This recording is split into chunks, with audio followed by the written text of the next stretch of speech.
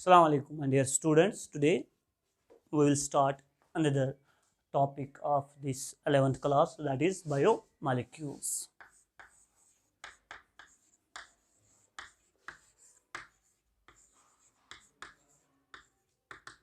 Biomolecules एक important topic है बेटा, और इसमें से एक या दो क्वेश्चंस नीट में ज़रूर पूछे जाते हैं, रिमेंबर। और ये जो चैप्टर है जो आपको बायोलॉजी यहाँ रखा है ज़ूलॉजी में, और ये केमिस्ट्री में भी है आप लोगों को, वहाँ केमिस्ट्री टीचर्स आपको नहीं पढ़ाते हैं। क्यों नहीं पढ़ाते हैं? बोलते हैं कि आपने ये ज़ूलॉजी में कवर किया होगा, तो इसलिए आप लोग बहुत सीरियस रहेंगे regarding this topic. Clear? First of all, the study of these biomolecules is called biochemistry. Biochemistry. Study of biomolecules is called biochemistry. Listen. देखो बच्चों, बायो मीन्स बायोलॉजिकल सिस्टम, जिसमें हमें आएंगे बेटा ऑल लिविंग ऑर्गेनिजम्स। उनके अंदर कौन कौन सा मॉलिक्यूल है, मॉलिक्यूल्स को हम जनरली डिस्कस कर रहे हैं केमिस्ट्री में, इसीलिए इसको हम बोलते हैं बेटा बायोकेमिस्ट्री। क्लियर? तो study of biomolecules is called as biochemistry. Listen, अब क्वेश्चन है बेटा कि कौन कौन से मॉलिक्यूल्स होते हैं बायोलॉजिकल सिस्टम में, वही हम डिस्कस करेंगे। और उसका एक एक्सपेरिमेंट बनता है जो आपकी टेक्स्ट बुक ने लिखा है, 143 शायद पेज नंबर है, तो वहाँ लिखा है how to analysis the chemical composition of living tissues. वही हमें डिस्कस करना है। देखो बच्चों, अगर हम देखेंगे यहाँ, हम उसके लिए क्या करते हैं, एक एक्सपेरिमेंट करेंगे बेटा। हम लेंगे एक लिविंग टिश्यू। याद रखना बच्चों, क्या काम है हमारा, हमें क्या करना है, हमें करना है बेटा, हमें देखना है कि लिविंग टिश्यूज में कौन कौन से मॉलिक्यूल्स होते हैं। उसी के लिए हमें एक एक्सपेरिमेंट करना होगा। हम लेंगे एक लिविंग टिश्यू किस फॉर्म में लेंगे और कौन लेंगे सर? अगर आप अपनी टेक्स्ट बुक को भी देखेंगे बेटा, वहाँ लिखा है आप एक छोटा सा टुकड़ा ले सकते हैं, किसका? लीफ का, या आप ले सकते हैं छोटा सा टुकड़ा किसका? लिवर का। लिवर को क्रैनमास, यू नो दैट। क्लियर? तो हम इसके या इसका छोटा सा टुकड़ा लेंगे या इसका छोटा सा टुकड़ा लेंगे। फिर सर उसको क्या करना, हमें इनको करना है ग्रिंड मतलब वो चेटुन ग्रिंड करना है। किस में ग्रिंड करना है? एक एसिड में ग्रिंड करना है। ये क्वेश्चन पूछ सकते हैं आप लोगों को नीट के पेपर में, क्या उसको ग्रिंड करना है, इसको या इसको, क्योंकि ये भी लिविंग है, इनसे हमें हासिल क्या करना है कि इनके अंदर कौन से बायोमॉलिक्यूल्स है। इनको हमें ग्रिंड करना है, इसको हमें ग्रिंड करना है।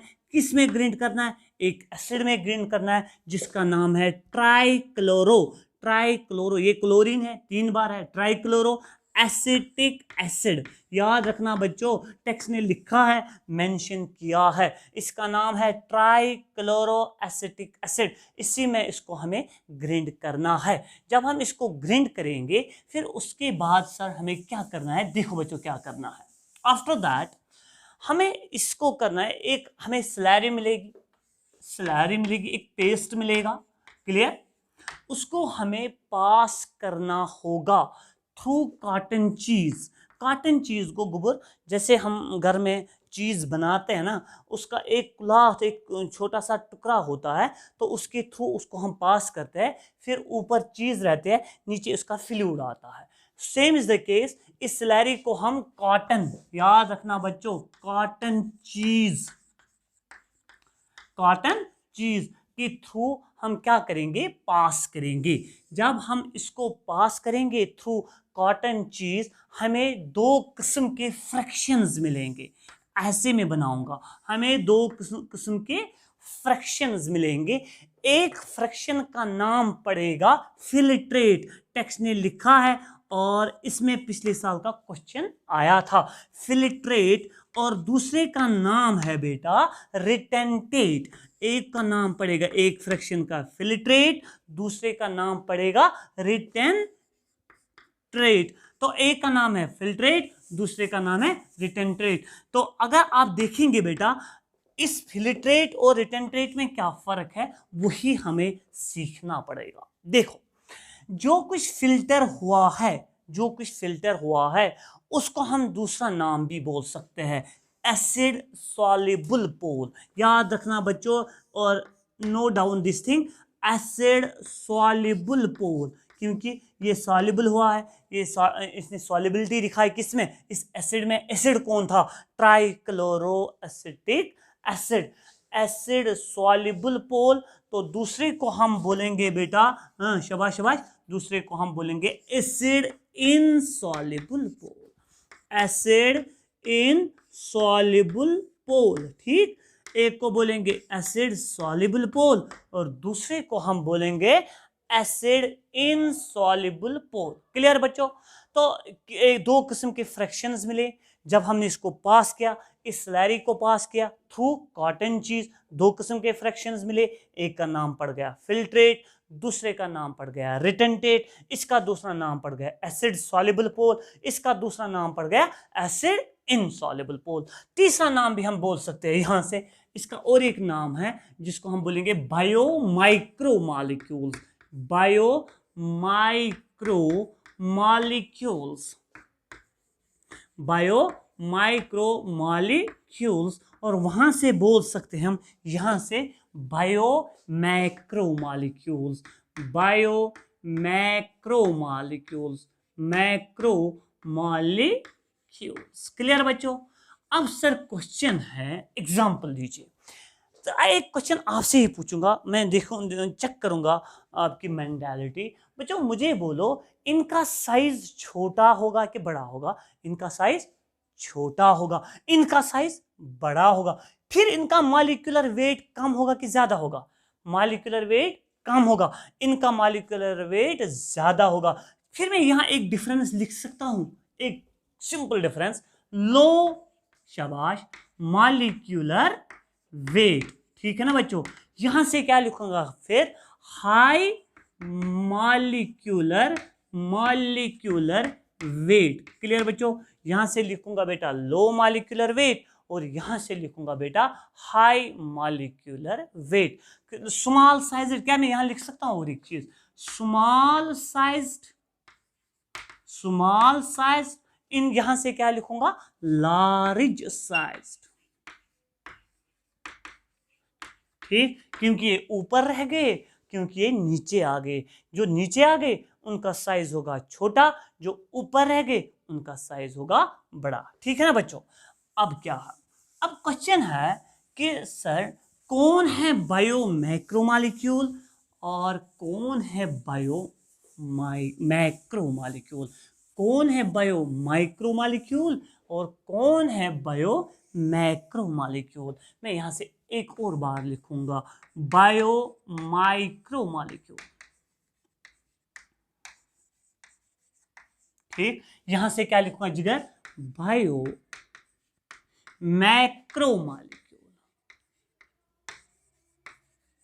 ठीक, अब देखो बच्चों, अगर हम अपनी जो हमने सेल यानी लीफ कंपोज्ड ऑफ सेल्स या लिवर कंपोज्ड ऑफ सेल्स, उसको हमने क्या किया था, ग्राइंड किया था।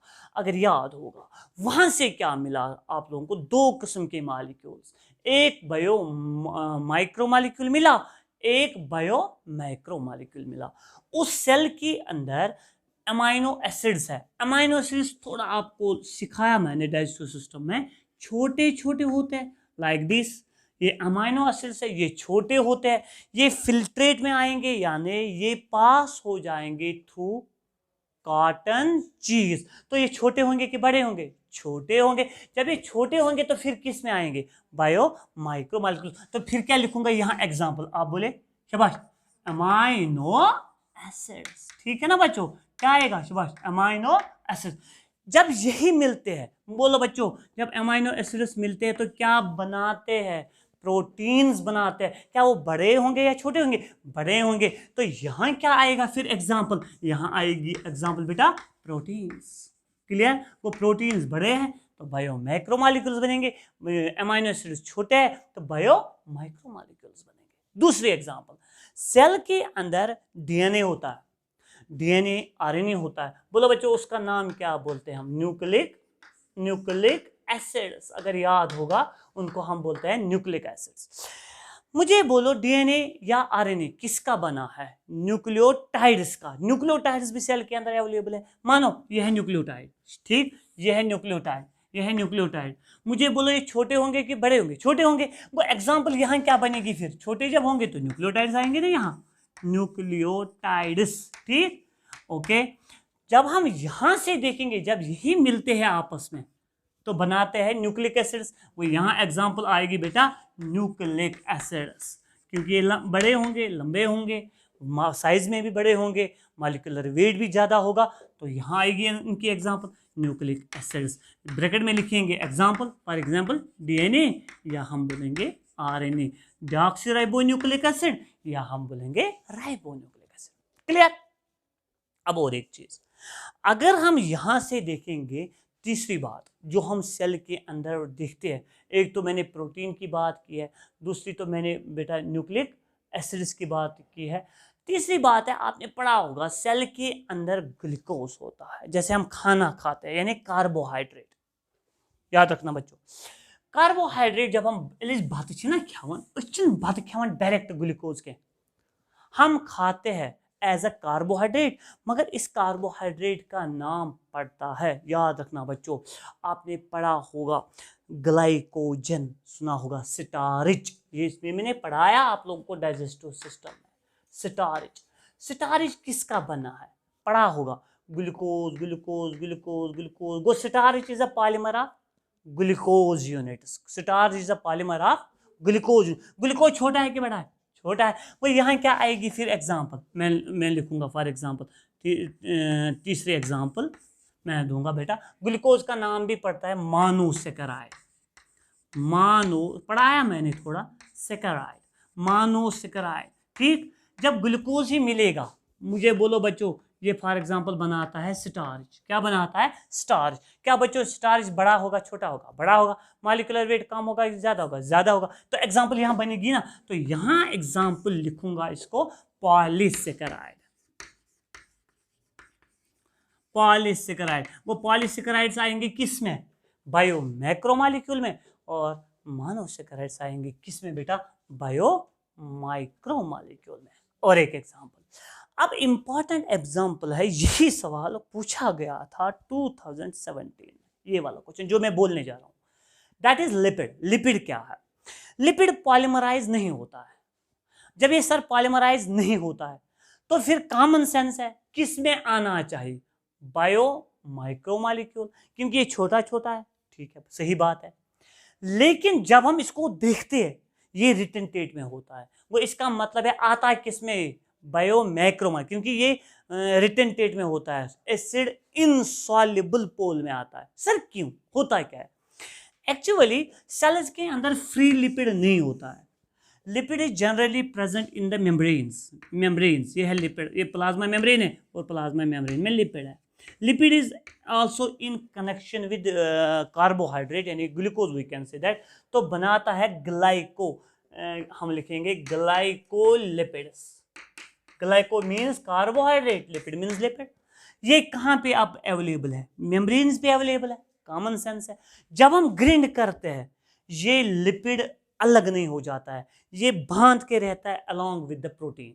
मगर प्रोटीन किस में हमें जनरली मिलता है? रिटन टेट में मिलता है कि फिल्ट्रेट में मिलता है? रिटन टेट में मिलता है। वो रिटन टेट में जरूर अवेलेबल क्या होगा? लिपिड भी होगा। वो उस लिहाज से यहाँ क्या बोलेंगे? It is bio macromolecule. मगर साइज के हिसाब से, मॉलिक्यूलर वेट के हिसाब से ये क्या है? यहाँ कहाँ मिलना, कहाँ होना चाहिए बेटा? बायो माइक्रोमॉलिक्यूल में। तो हमें अब यहाँ क्या लिखेंगे? हम लिखेंगे इसको बायो, फोर्थ, ये इंपॉर्टेंट पॉइंट यहाँ लिखेंगे हम बेटा, तो lipids are, we can say that actually bio micromolecules. मगर when we study, when we analyse the things, तो ये हमें मिलता है कहाँ पे, बायो रिटर्न टेट में मिलता है, उस लिहाज से हम इसको लिखते हैं बायो मैक्रो मॉलिक्यूल। वो लिपिड इज है, यहाँ अलग में लिखूंगा, lipid is a bio macro molecule, macro molecule.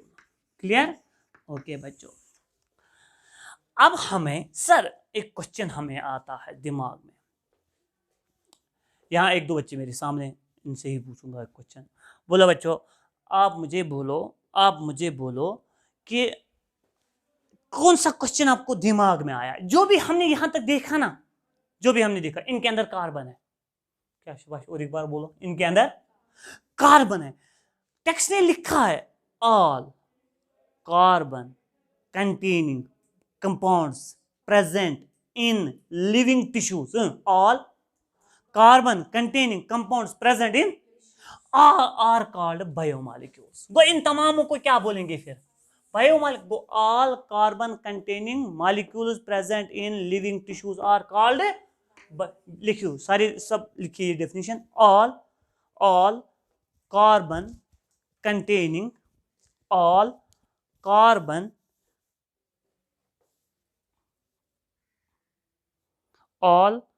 carbon containing compounds, all carbon containing that we get from living tissues, that we get from living tissues, that we get from living tissues, that we get from living tissues are called biomolecules, are called biomolecules। देखो जी गो, हमें इन्हीं को discuss करना होगा, आगे discuss करना होगा। मगर इसके अलावा आप पूछेंगे सर हम कैल्शियम लेते हैं, कभी कभार हम कैल्शियम लेते हैं, मिनरल्स लेते हैं कि नहीं? क्या सर वो सेल्स के अंदर नहीं है? वो भी सेल्स के अंदर लिविंग सिस्टम में है, मगर they are not carbon containing, they are not. मिसाल मैं लिखूंगा simply, calcium it is an element, magnesium it is an element, हाँ, मगर ये एलिमेंट्स भी कहां पे होता है? सेल्स के अंदर होते हैं, but they are not carbon containing. We will not call them as here biomolecules, because we can say that, so we can say that they are not biomolecules, they are simply we can say that elements। मगर cell के अंदर है sir, क्या हम इनकी analysis कर सकते हैं या नहीं कर सकते? कर सकते हैं। कैसे? इस तरीके से नहीं, हम इनको इस तरीके से एनालिसिस नहीं कर सकते। फिर कैसे करेंगे? हम लेंगे dry weight of a living tissue. Dry weight क्या मतलब है? स्टेम ऑफ प्लांट यानी उसके अंदर जितना भी वाटर होगा वो हो जाएगा इवापोरेट हो जाएगा, सारा वेपराइज हो जाएगा। तो ये क्या बनेगा? सूखा। जब ये सूखा होगा ना, अब इसको हम वेट करेंगे, 10 किलो 20 किलो कुछ भी होगा, क्या होगा? तो इसको बोलेंगे this is now the dry weight of this particular plant. फिर इसको हम बर्न करेंगे। हमारा क्वेश्चन क्या है? क्वेश्चन है how to analysis the inorganic elements present in the cell। These are inorganic। What ये क्या थे? Organic they containing carbon, they were called as biomolecules ना। उसके अलावा हम देखते हैं कि इसके अंदर, सेल के अंदर कुछ इनऑर्गेनिक एलिमेंट्स भी होते हैं, उसको हम एनालिसिस कैसे करेंगे? उसी का जवाब मैं दे रहा हूं। क्लियर हो रहा है ना? तो हम क्या लेंगे? हम लेंगे ही ड्राई वेट। जब ड्राई वेट लेंगे, जब हमने प्लांट को काटा, बेटा मुझे बोलो ये सूख जाएगा कि नहीं सूख जाएगा? सूख जाएगा। तो फिर इसी को, सूखे हुए इस पार्ट ऑफ द प्लांट को हम बर्न करेंगे, जलाएंगे। जब ये जल जाएगा, मुझे बोलो बच्चों, जो जितने भी इसके अंदर कार्बन कंटेनिंग कंपाउंड्स होंगे, मतलब लाइक दीज होंगे ना जरूर सेल्स के अंदर, ये क्या हो? ये ऑक्सीडाइज हो जाते हैं। क्या हो जाते हैं? ये बनेगा कार्बन डाइऑक्साइड। क्या बनेगा? ये भी क्या हो जाएगा? इवापोरेट। जब क्योंकि ऑक्सीडाइज जब हो जाते हैं ना, ये वेपराइज हो जाएंगे। जो कार्बन कंटेनिंग कंपाउंड्स इसके अंदर थे वो क्या हो जाएंगे? ऑक्सीडाइज। तो वो क्या हो जाएंगे? वेपराइज, इवापोरेट हो जाएंगे, खत्म हो जाएंगे। लास्ट में हमें क्या मिलेगा? ऐश, सूर। ये क्या मिलता है? जब हम उस ऐश को क्या करेंगे? एनालिसिस, कि उसके अंदर क्या है, उसके अंदर हमें मिलेगा दिस थिंग। जब हम किसको एनालिसिस अब करेंगे? ऐश को। क्योंकि इसका मतलब ये इवापोरेट हुए? नो सर, ये किस में रह गए? अब ऐश में, तो हमें क्या मिलेगा, उसमें मिलेगा कैल्शियम, इसमें मिलेगा मैग्नीशियम, इसमें होगा सोडियम, इसमें होगा बाकी एलिमेंट्स। तो वी कैन से दैट उनकी भी हम इस तरीके से क्या कर सकते हैं, एनालिसिस कर सकते हैं। उसमें कुछ सल्फेट्स होंगे, उसमें कुछ फास्फेट्स होंगे, आपके टेक्स्ट में लिखा है, वो वी कैन से दैट इनको भी हम एनालिसिस कर सकते हैं, not through this method but the different method. इसको कैसे हम एनालिसिस करेंगे, हमें क्या करना पड़ेगा, dry weight of a living tissue लेना पड़ेगा, फिर उसको क्या करना पड़ेगा, बर्न करना पड़ेगा। फिर बर्न होने के बाद उसके अंदर जो वाटर वगैरह होगा वो पहले ही क्या हुआ है, इवापोरेट। जो इसके अंदर कार्बन कंटेनिंग कंपाउंड्स होंगे वो क्या हो जाएंगे, ऑक्सीडाइज, याद ही नहीं रहता है, वो क्या हो जाएंगे। तो फिर क्या लास्ट पे मिलेगा, हमें ऐश मिलेगा कि नहीं मिलेगा। उसी की एनालिसिस जब करते हैं, वहां क्या मिलेगा, कैल्शियम, वहां क्या मिलेगा, वहां क्या मिलेंगे, सल्फेट, वहां क्या मिलेंगे। देखो बच्चों, आपके टेक्स्ट ने लिखा है, अगर आप देखेंगे अपने टेक्स्ट, वहां लिखा है वहां मिलेगा सोडियम, पोटेशियम, कैल्शियम, मैग्नीशियम, बाकी कंपाउंड्स, क्लियर। और वाटर भी होगा, मगर वाटर क्या हुआ था, इवेपोराइज। तो ये आप देख सकते हैं बेटा, ये लिविंग टिश्यू में, यहाँ भी आप लोगों ने देखा hydrogen, carbon, oxygen, nitrogen, sulphur, sodium, calcium, magnesium, silicon. ये देखना है आप लोगों को, ये चार्ट में क्वेश्चन पूछते हैं, तो ये घर में देखना बेटा प्लीज है। पेज नंबर 143 मैंने बोला है, और इस टेबल को घर में पढ़ना है बेटा, और देखना है कि इसके अंदर क्या क्या होता है बेटा। देखो बच्चों, अब इसके अलावा अब हमें क्या बच्चों, कॉमन सेंस का क्वेश्चन है, क्या इनको डिस्कस करना है, वाई नॉट बायोमॉलिक्यूल, चैप्टर क्या है, बायोमॉलिक्यूल्स किनको बोलते हैं, carbon containing compounds that we get from living tissues are called as biomolecule. तो वो ये चीजें, वो ये किन किन के अंदर कार्बन है, इन्हीं को हमें डिस्कस करना है। तो अब वही हम डिस्कस करेंगे, और सबसे पहले फिर क्या करेंगे डिस्कस, मुझे बताओ, अमाइनो एसिड। जब अमाइनो एसिड डिस्कस होगा, कॉमन सेंस, फिर उनको मिलाएंगे, क्या होगा, प्रोटीन खुद ब खुद डिस्कस होगा। Are you getting me. तो पहला हम डिस्कस करेंगे दैट इज अमाइनो एसिड। देखो जी, ये थोड़ा टफ लग रहा है बच्चों को, मगर ये बहुत आसान है, बहुत आसान है। मैं लिखूंगा यहां अमाइनो एसिड्स। आपसे एक क्वेश्चन पूछूंगा बच्चों, क्या ये ऑर्गेनिक एसिड होगा कि नहीं होगा, होगा जरूर, क्योंकि इसके अंदर जरूर क्या होगा, कार्बन। वो पहला पॉइंट अगर आप नोट करेंगे बेटा, they are organic acids, they are organic compounds, या you can say organic acids containing. देखो क्या कंटेनिंग, यहां बनाऊंगा मैं पहले इसका स्ट्रक्चर। कार्बन तो जरूर होगा, इस कार्बन का नाम पड़ता है alpha carbon, containing alpha carbon. यहां से मैं बनाऊंगा इसको COOH, इसको हम बोलते हैं कार्बोक्सिल ग्रुप,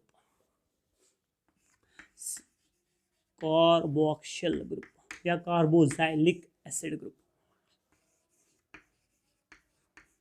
ठीक। यहां से होता है बेटा एमाइन ग्रुप,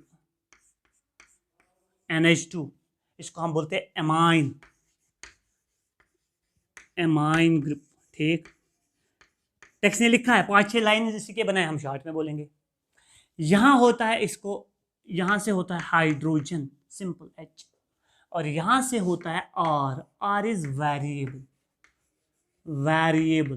वेरिएबल का मतलब है इसका वैल्यू हम कुछ भी दे सकते हैं, तो उसी हिसाब से हमें बनेगा अमाइनो एसिड।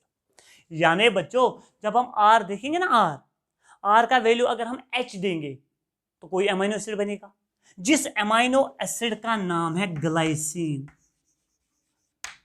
चलो मुझे बोलो, R का वैल्यू क्या मैंने रखा, H, तो जब H दूंगा वैल्यू तो एक अमाइनो एसिड का नाम पड़ता है, उसका नाम है glycine. Glycine is a simplest amino acid, hydrogen के नीचे क्या, कुछ नहीं। Are you getting me. तो अगर मैं सर इस दिमाग मिथाइल ग्रुप वैल्यू CH3 दिमाग वैल्यू R, तो उस वक्त ये अनदर अमाइनो एसिड बनता है, उसका नाम है एलानिन, ठीक है ना। तो आपको समझ क्या आया, समझ यही आया, R इज जो इसका वैल्यू आएगा, जो इसका मतलब हाइड्रोजन होगा, मिथाइल ग्रुप होगा, हाइड्रोक्स मिथाइल होगा, एरोमेटिक होगा, कीटोन होगा, क्या होगा, उसी हिसाब से हमें क्या बनेगा, अमाइनो। इसका मतलब क्या है, ये 3 चीजें कॉमन है ना, ये 3 चीजें कॉमन किस में है, अमाइनो एसिड में, खाली वेरिएबल कौन है। Are you getting me. क्या ये ऑर्गेनिक है, ऑर्गेनिक है। कहते हैं ऑर्गेनिक कंपाउंड्स है कि नहीं है? क्या इनके अंदर अल्फा कार्बन है? अल्फा कार्बन का मतलब है, अल्फा कार्बन उसी को बोलते हैं जिसके साथ होगा फंक्शनल ग्रुप अटैच। ये है फंक्शनल ग्रुप। इस फंक्शनल ग्रुप का नाम क्या है? Carboxyl group. यहां से अटैच क्या है? Amine group. यहां से अटैच क्या है? हाइड। यहां क्या है? Are is variable. क्लियर है ना बेटा?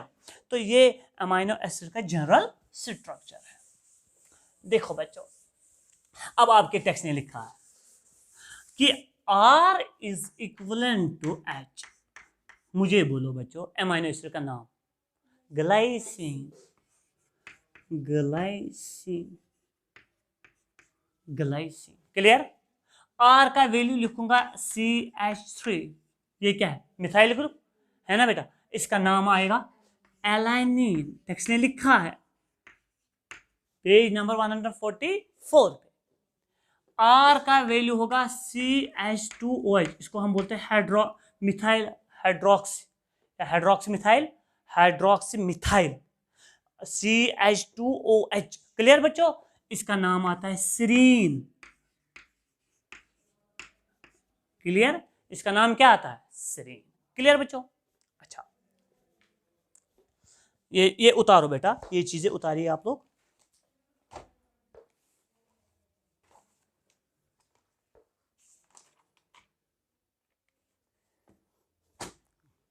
लिसन नाउ,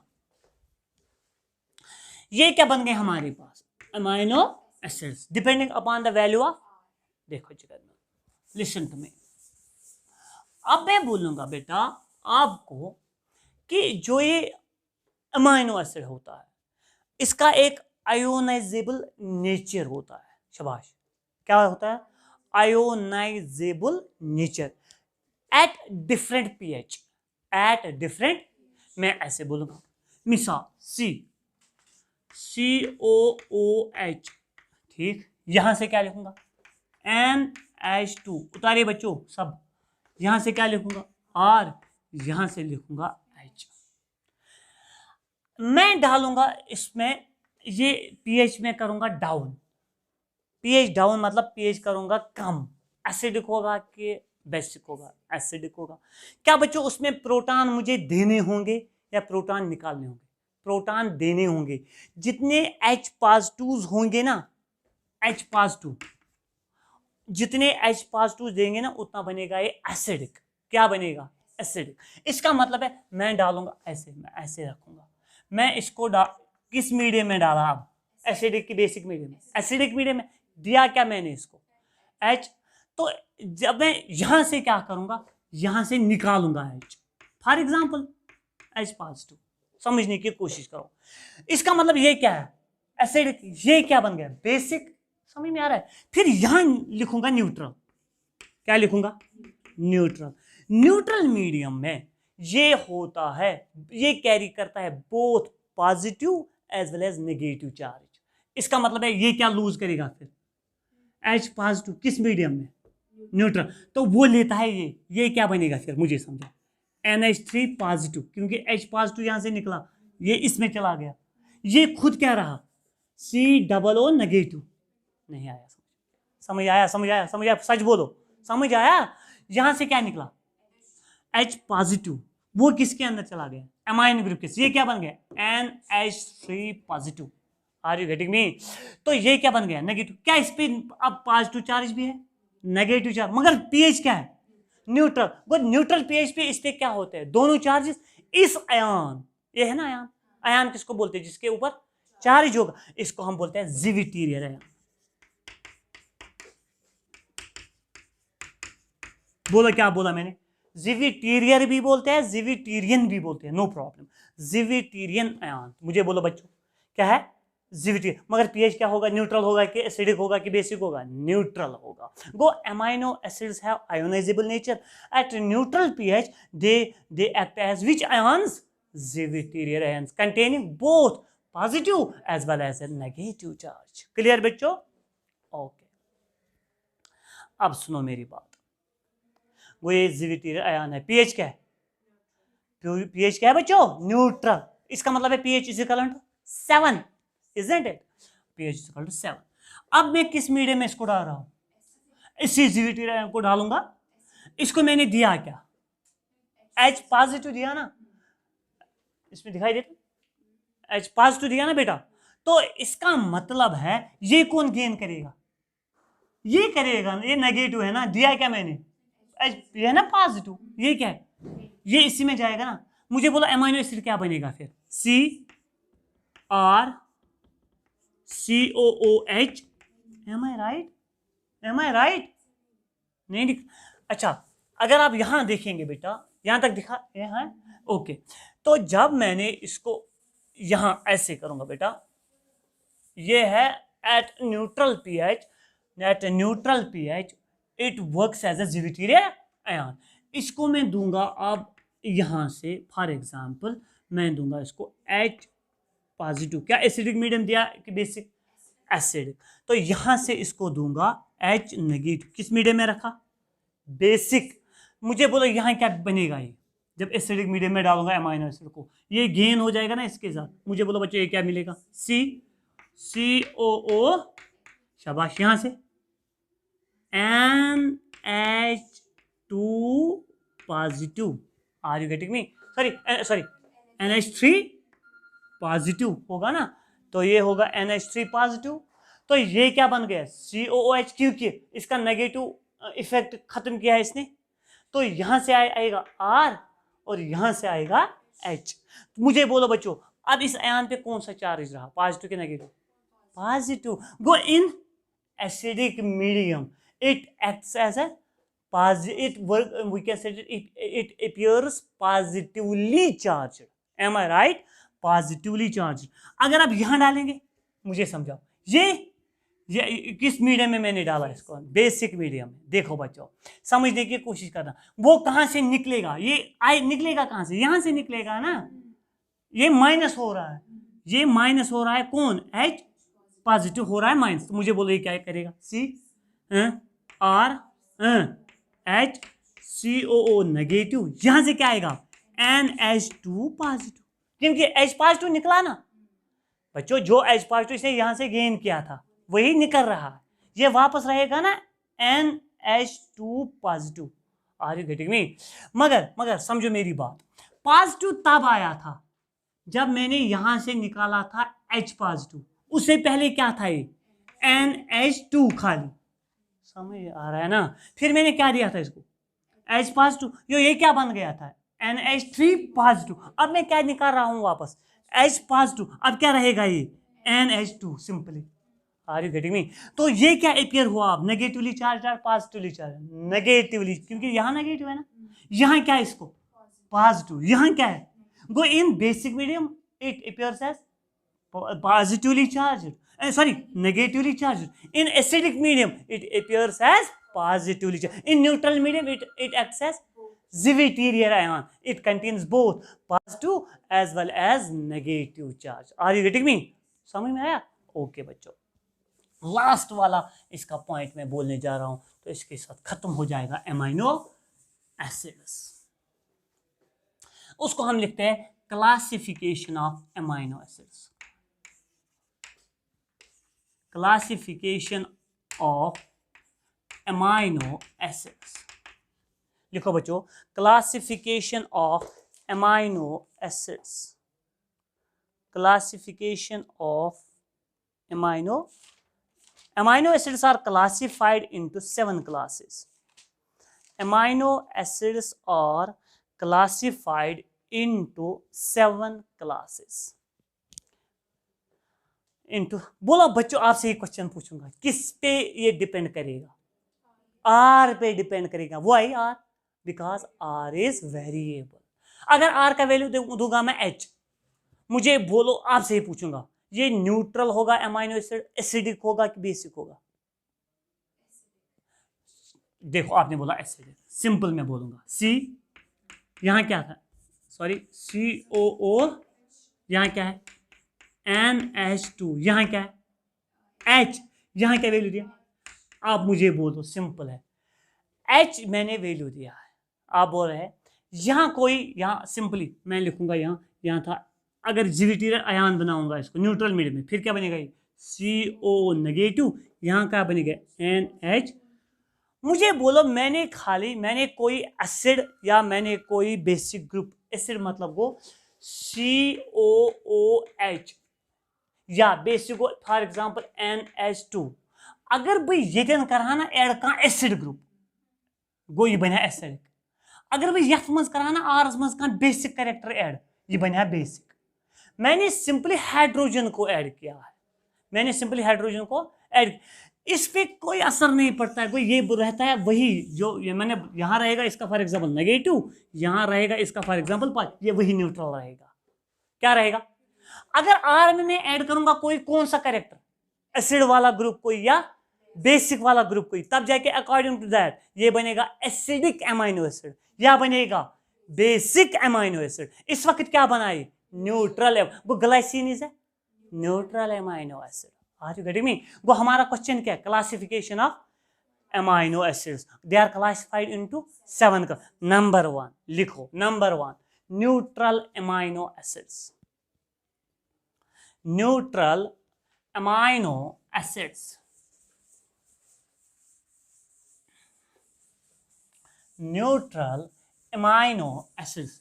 खाली आपको याद रखना है बेटा कि कौन कौन है न्यूट्रल अमाइनो एसिड, उनका नाम मैं बोलूंगा glycine, glycine, valine, valine VALIN, valine, leucine LEUCINE, leucine, glycine, valine, leucine, isoleucine, glycine, valine, leucine, isoleucine, alanine.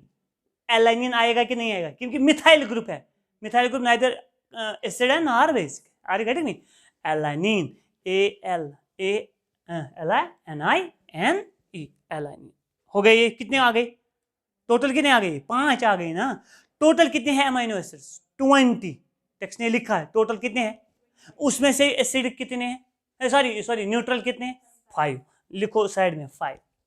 आप लिखेंगे दूसरा कौन आएगा? आप acidic amino acids, acidic amino acids, ये क्लासिफिकेशन है।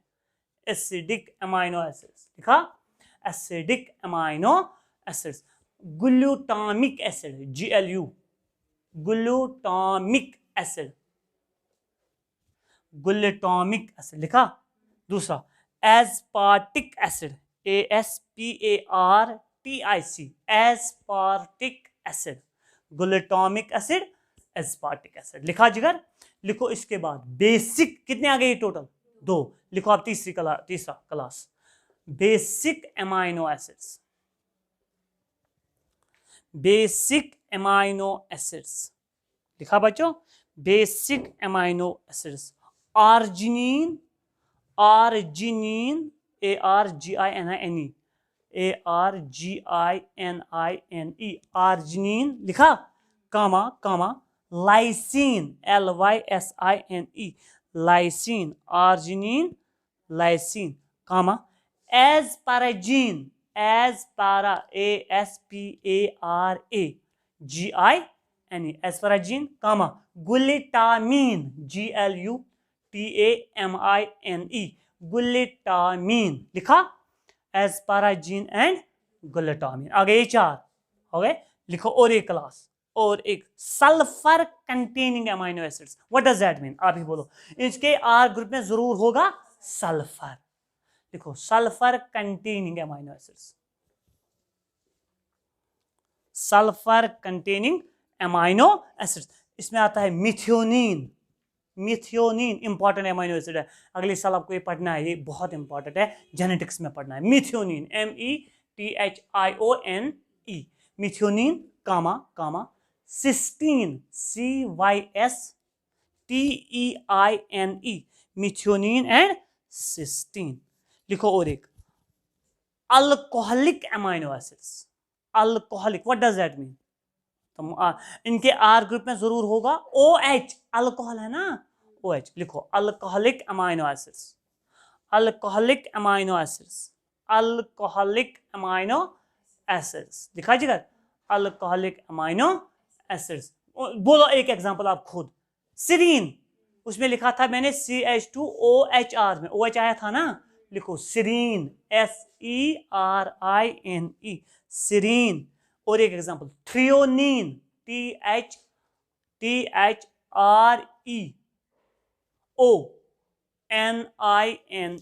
थ्रियोनीन लिखा जिगर। अल्कोहलिक अमाइनो एसिड्स कितने क्लासेस आ गए? लिखो aromatic amino acids, aromatic, what does that mean? उनके आर ग्रुप में होगी एरोमेटिसिटी, एरोमेटिसिटी मीन रिंग्स होंगे, रिंग, बेंजीन सुना है आज तक? वो तो एक रिंग है, एरोमेटिसिटी उसमें है कि नहीं? एरोमेटिक अमाइनो एसिड्स लिखा जिगर। लिखो इसके उसकी example aromatic amino, phenyl alanine, phenyl, PH यहां लिखूंगा, फिनाइल एलानिन, फिनाइल एलानिन लिखा, कामा कामा। दूसरा लिखो बेटा फिनाइल एलानिन के बाद ट्रिप्टोफान, ट्रिप्टोफान मैं लिखूंगा यहां, tryptophan, tryptophan, phenyl alanine and tryptophan. और एक एग्जांपल इसमें है टायरोसिन, TYROSINE, टायरोसिन लिखा जिगर, टायरोसिन। कितने आ गए टोटल क्लासेस? 6। अब लास्ट वाला लिखो heterocyclic, HETERO, heterocyclic amino acids, heterocyclic amino acids लिखा। हेटेरो, ये टेक्स्ट ने लिखा नहीं है बेटा, लेकिन आपको मैं लिखवा रहा हूं, ये इंपॉर्टेंट है इसीलिए। हेटेरोसाइक्लिक अमाइनो एसिड्स लिखा जिगर। उसका नाम लिखो प्रोलीन, PROLINE, प्रोलीन। और एक एग्जांपल लिखो histidine, histidine, proline, histidine, proline, histidine. बोलो बच्चों टोटल कितने आ गए? ना 7 आ गए क्लास, मैं बोल रहा हूं अमाइनो एसिड्स।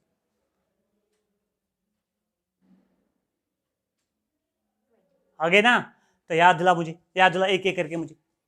देखो मैं यहां से ही बोलूंगा, glycine, valine, leucine, isoleucine, alanine आ गए ना। फिर आया एस्पार्टिक एसिड, ग्लूटामिक एसिड। फिर आया this asparagine, glutamine, arginine and lysine. फिर आया बेटा सिस्टीन एंड थ्रियोनिन। फिर आया बेटा cysteine, sorry cysteine and methionine, sulphur containing आए ना वो। अच्छा फिर अल्कोहलिक आया था सेरीन एंड थ्रियोनिन। फिर आया था aromatic, phenyl alanine, threonine, sorry phenyl alanine, tryptophan, tryptophan and tyrosine आया था ना। फिर आया लास्ट वाला हिस्टिडीन एंड प्रोलीन। समझ में आया? कितने आ गए टोटल? 20 क्या है ये? अमाइनो एसिड्स। इनकी क्लास के टोटल कितनी क्लासेस आ गए? 7। Are you getting me? Total है 7 क्लासेस। अब लास्ट वाला एक पॉइंट बोलूंगा, तो इसी के साथ अमाइनो एसिड्स बेटा कंप्लीट हो गया बेटा। लिसन, कुछ अमाइनो एसिड्स हम खुद सिंथेसाइज करते हैं। क्या करते हैं? खुद सिंथेसाइज। कुछ अमाइनो एसिड्स के लिए हमें क्या करना पड़ता है? डाइट खाना पड़ता है। मतलब हम बोलते हैं वो प्रोटीन डाइट खेन, वो तथ में तम अमाइनो एसिड यम सन बॉडी हेकन पान बनाइथ कह। The amino acids which are not synthesised by our own body are called essential amino acids. लिखो essential amino acids, essential amino acids not synthesized by, essential amino acids not synthesized by animal body, not synthesized by animal, not synthesized by animal body, not synthesized by animal body। For ये कौन कौन है? For example कौन कौन है? Valine, leucine, valine, leucine लिखा, isoleucine, वो ये हमारी बॉडी सिंथेसाइज नहीं कर पाती है। आइसोल्यूसिन, ट्रिप्टोफान, ट्रिप्टोफान लिखा बच्चों, tryptophan, phenylalanine, phenylalanine, lysine, lysine, methionine, methionine लिखा, and threonine, and threonine, and threonine. Total कितने आ गए? 8 आ गए, 8 आ गए। वो 8 आर, तो मुझे बता 8 are essential. What does essential mean? They are not synthesized by our own body. कितने रह गए? 12. क्या वो हमारी बॉडी खुद सिंथेसाइज कर पाते हैं? कर पाते हैं, लेकिन 8 नहीं कर पाते हैं। जब अमाइनो एसिड्स मिलते हैं, मुझे बोलो बच्चों, क्या बनाते हैं? प्रोटीन। मगर कौन सा बॉन्ड अमाइनो एसिड और अमाइनो एसिड के दरमियान बनता है बेटा? याद रखना, उसका नाम है पेप्टाइड बॉन्ड। मुझे और एक बार बोल, कौन सा बॉन्ड? वो amino acids are linked together by, लिखो बच्चों, amino acids are linked together, amino acids are linked together by peptide bonds. Amino acids are linked together by peptide bonds. इसी के साथ हुआ है कंप्लीट बेटा amino acids.